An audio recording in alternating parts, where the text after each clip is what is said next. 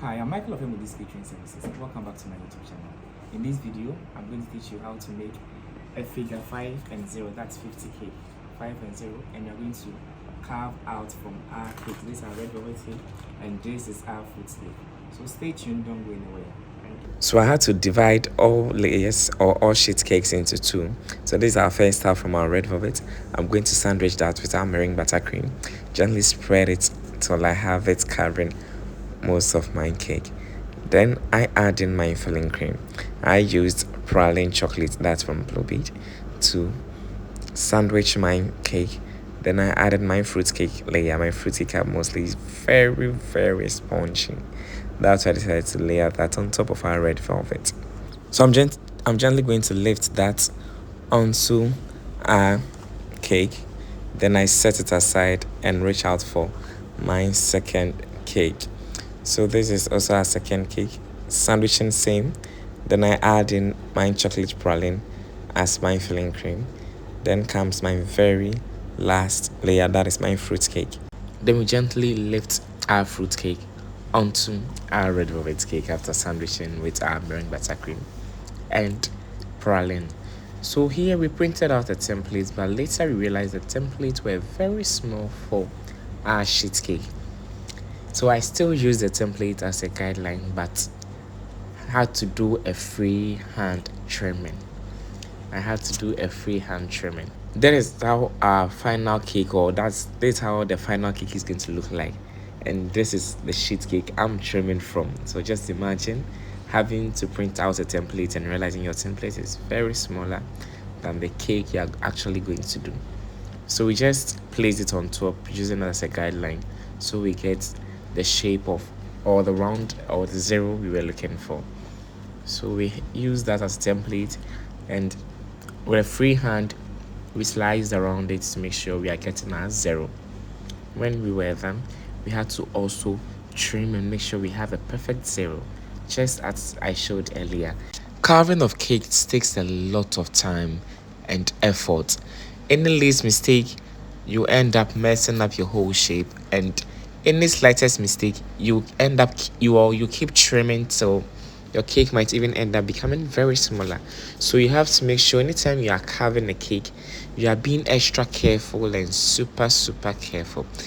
And one thing about me, I mostly freeze my cakes. Yes, it's soft, but it was even frozen, and we just brought it out of the freezer and started working on it. So just imagine this cake coming out of the freezer and it's still soft. So with the help of our template, we had to take out the center of our zero.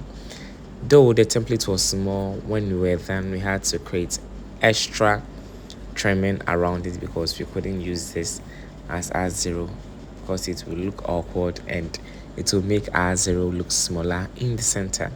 So we brought out our cakes after trimming, and still we went ahead to trim extra space around it because we wanted something a bit bigger so it fits the current zero we have there.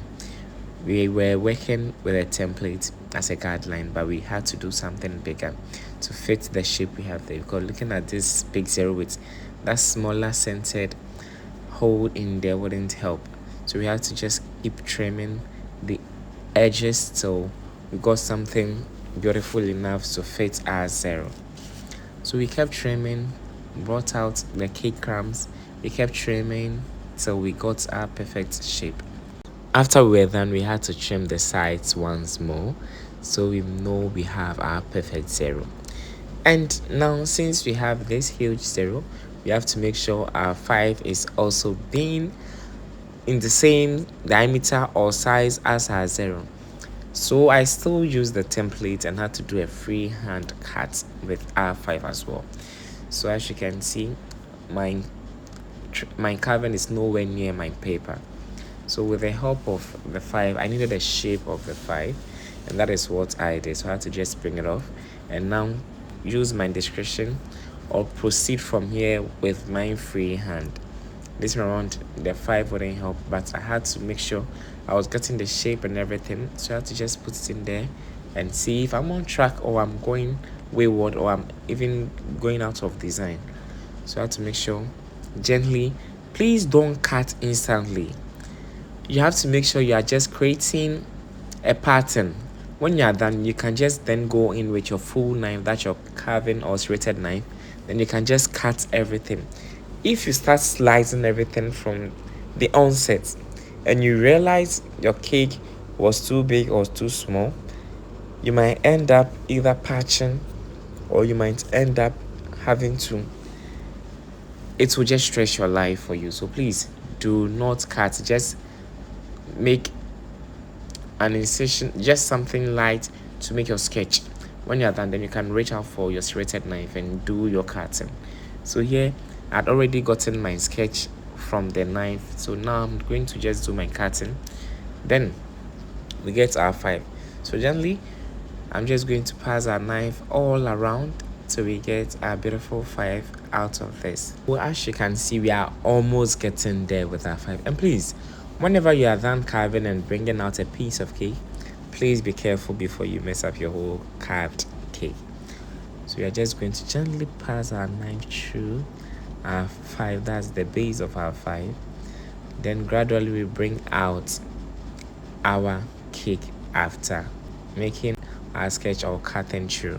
Once you are done, we just clean the excess crumbs on our board, and here we have our 5 and 0. So beautiful, and when you check the sizes, they are all the same. And I had to even do an editing to check, and we have 2 and 0 with the same template, but you'll have to turn it upside down. Then when you're done, you just flip it to get your 2 and 0.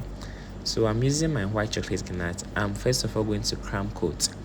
The crumb coating is going to be something thin around the cake. Pop it back into the fridge, work on the 5, then we bring it out and finish our 0 and our 5 as well. So we're just going to gently spread our ganache, then we go in to the hole of our 0, filling up that hole with our chocolate ganache and the sides with our chocolate ganache. If you've watched our videos, I've posted how to make your own chocolate ganache. That's your white chocolate ganache and dark chocolate ganache. You can also learn. And please, never be in a hurry to decorate a fondant cake. Never be in a hurry to decorate a customized cake. Never be in a hurry to decorate a carved cake, because one, carved cake needs a lot of time. It's going to take hours. If you see cakes out there, beautiful cakes out there, it took them hours to finish up. So please don't just use few minutes to carve a cake. And you can, but you have to make sure you are getting time for whatever it is you are doing. You are dedicating your time and your energy for it, because once you take your time, you carve it, you're going to come up with something beautiful at the end and you're going to be proud of yourself. So we coated our whole cake with that's our crumb. We crumb coated our cake with chocolate ganache. Then we reached out for our 5. At a point, I regretted choosing this font. That's the font, the type of font I use for this particular cake, because the curved 5 base down there really gave me a tough time. But I was able to sail through, and the cake came out so beautifully. Just as seen on the screen, this is how our cake is going to look like when we are done. So we are just going to crumb coat our 5 as well. We make sure we are filling everywhere with chocolate, and we are being gentle, because in the slightest mistake we are going to break our number 5. And please, the most painful thing is having to break or spoil your carved cake. You'll have to either fill it with more chocolate to make sure it's holding well enough for you to continue. So please, whenever you're working with anything carved, you have to be super careful and vigilant, because any slightest mistake, it's either you're starting all over again or you're going to stress yourself extra more because of that slightest mistake. So we kept on filling the sides, coating the whole cake, working on our top, that's our edges at the top. Kept passing our palette knife, working all around the top. Everywhere is filled with chocolate. All the corners of our 5 is filled with chocolate, and it's looking very pretty. Then we can refrigerate that and reach out to our 0 again and do our final coating. Also, so the ganache ratio is mostly 2 parts chocolate to 1 part cream. That's for the dark chocolate. We have one for white chocolates, which I have on our page. So once you click on our page, you get access to our white chocolate ganache. Then you can also learn how to make your own white chocolate ganache. It's very easy, it's very simple. So now you're going to smoothen out our 5. Then we refrigerate and bring out our 0 to complete our 0 with our final chocolate ganache. So we are just going to partially spread our chocolate onto our 0. Then beautifully spread it out and cover the whole cake with our chocolate. Then we go to the sides and center and we cover the whole cake with chocolate. And when you're done, we reach out for our 5 again. Finish that up. Making white chocolate ganache is easy. Making dark chocolate ganache is easy. The detailed recipe on ganache is on our page. If you've checked through, you see we have white chocolate ganache recipe on our channel. So please do well to learn. So you're going to spread our dark chocolate around our 0. You have to make sure you are partially spreading the chocolate because you've already crumb coated. Yes, you have to crumb coat your ganache cakes. You can, or you can choose to just decorate your cake straight ahead. So this is milk chocolate. This is milk chocolate ganache, and it's the same ratio as dark chocolate ganache. If you'd ask me, that's the same ratio I use for my milk chocolate ganache because if you check, this is lighter than the previous one we used in coating. You're going to work on the edges. Then when you are done, we reach out to the center and work in the center as well. So we are just going to gently pass our palette knife in the center. As you check, it's hard. The ganache is already firming up. That's the advantage of rating your cakes before decorating in ganache and also refrigerating after crumb coating. So I'm going to just speedily cover the whole top again. Then I reach out to my hand blower. You can use steamer in this part, or you can also use your hand blower if you have one. So I love working with hand blower because it also gives it that dry heat. Hand blower gives it that dry heat, but steamer comes in with a wet heat. So with the dry heat, once we blow around it, it gives us that shiny look. Then we are able to scrape the whole sides with the help of our scraper. So after blowing and shaping, we realize some parts needed to be refilled with our ganache, which we are doing. When you're done, we'll have to re-blow again and smoothen out. That's a simple trick to working on your chocolate ganache. So after blowing, you are smoothing out again. So we have our perfect look, just as seen in the video. So I hope you're learning something new and you're learning some tricks to use for your chocolate ganache. So now I'm going to reach out for my 5. Then just as we did with the 0, you're going to spread our chocolates on the surface on the sides as well when we are done. So gently you are spreading the whole chocolate on the side. Then you are reaching out to the side, the top and the sides. Then we smoothing out. Once you are done, we reach out for our hand blower again. Then we blow the whole cake to help smoothing out our chocolate ganache. So we are gently going to spread our chocolates all around our 5. And because of the curves and the corners in the 5, it was a bit difficult, but we were able to successfully apply our chocolate ganache all around our 5. And also, please note, certain chocolates are not good when it comes to making chocolate ganache because it wouldn't set no matter the hours given. Even if you give it 24 hours, it wouldn't set for you to proceed with your ganache production. So when buying chocolate for your ganache, make sure you are being selective and careful about the type of chocolate you are buying for your ganache. If not, you end up saying, M.O.D gave me the wrong ganache recipe, which wasn't so. But the chocolate was the problem. So you're just gently going to spread our ganache all around our cake, making sure we fill every part. Then we reach out for our hand or hair blower. Then we blow our dry heat around it. This helps gives our ganache that shiny look and shiny smoothing, which makes it way easier and beautiful to smoothen out. You are gently going to smoothen out our ganache after blowing and fill out any part that needs more chocolate.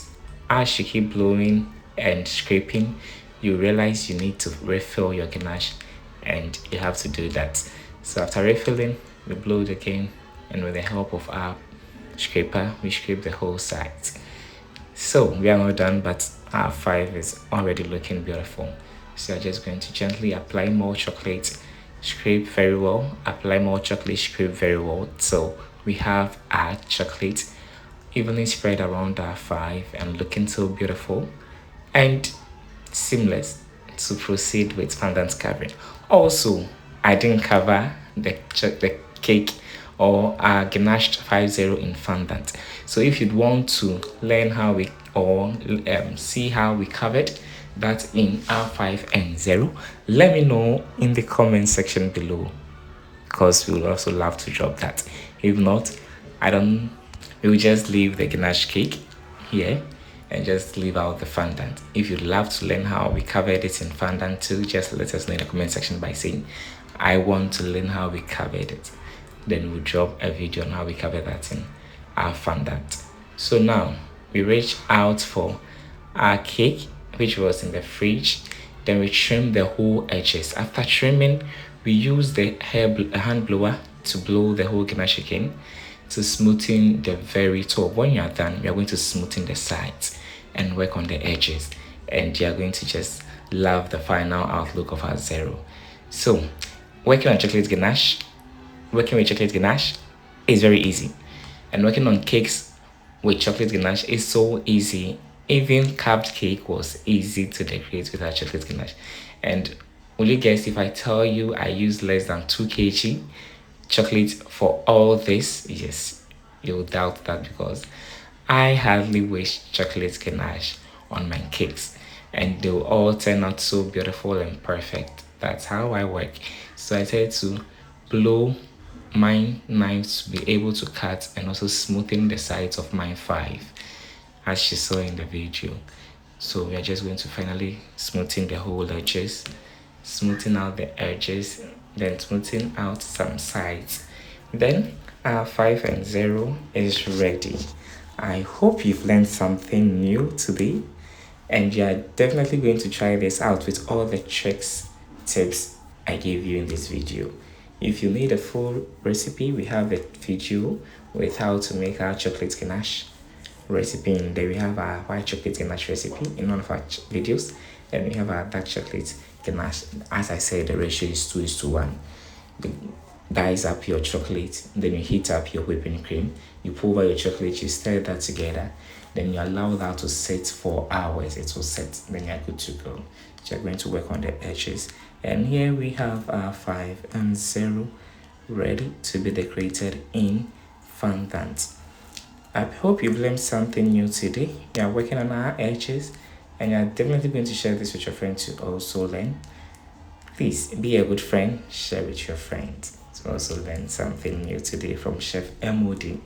Thanks for watching, and don't forget to subscribe if you've not, and click on the notification bell to get any updates once we post new videos. I hope you learned something new today from our channel. Here we have our 5 and 0 beautifully ganached and ready to be covered in fondant. I'm Michael of M.O.D's Kitchen Services. Bye.